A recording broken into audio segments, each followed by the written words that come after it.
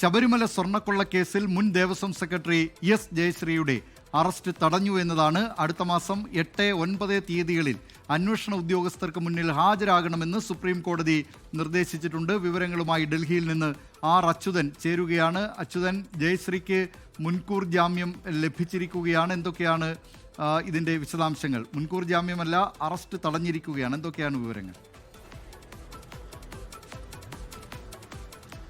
ദിലീപ് കുമാർ, ഈ ശബരിമല കൊള്ളക്കേസിൽ മുൻ ദേവസ്വം സെക്രട്ടറി ആയിട്ടുള്ള എസ് ജയശ്രീ 4ാം പ്രതിയാണ്. ഈ ജയശ്രീ ആരോഗ്യ കാരണങ്ങൾ ചൂണ്ടിക്കാട്ടിയായിരുന്നു സുപ്രീം കോടതിയിൽ മുൻകൂർ ജാമ്യാപേക്ഷ നൽകിയത്. ഇന്ന് ജസ്റ്റിസ് ദീപാങ്കർ ദത്തയുടെ ബെഞ്ചാണ് ഈ മുൻകൂർ ജാമ്യാപേക്ഷ പരിഗണിച്ചതും.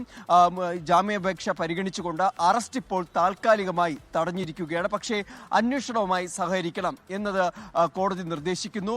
അടുത്ത മാസം 8, 9 തീയതികളിൽ ഇതുമായി ബന്ധപ്പെട്ട അന്വേഷണ ഉദ്യോഗസ്ഥർക്ക് മുൻപിൽ എസ് ജയശ്രീ ഹാജരാകണം.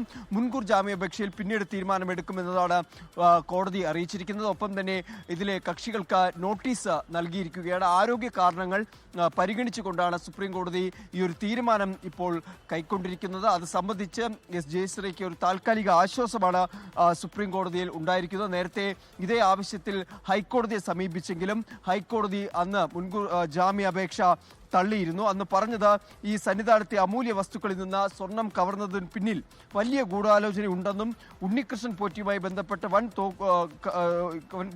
വിവരങ്ങൾ പുറത്തു വരേണ്ടതുണ്ടെന്നും ഹൈക്കോടതി നിരീക്ഷിച്ചിരുന്നു. എന്തായാലും അത് കണക്കിലെടുത്തുകൊണ്ട് പ്രോസിക്യൂഷൻ വാദം ശരിവെച്ചുകൊണ്ടായിരുന്നു ഹൈക്കോടതി മുൻകൂർ ജാമ്യാപേക്ഷ തള്ളിയത്. പക്ഷേ സുപ്രീം കോടതിയിലേക്ക് വരുമ്പോൾ ആരോഗ്യ കാരണങ്ങൾ പരിഗണിച്ചുകൊണ്ട് സുപ്രീം കോടതി ഇപ്പോൾ അറസ്റ്റ് താൽക്കാലികമായി തടഞ്ഞിരിക്കുകയാണ്.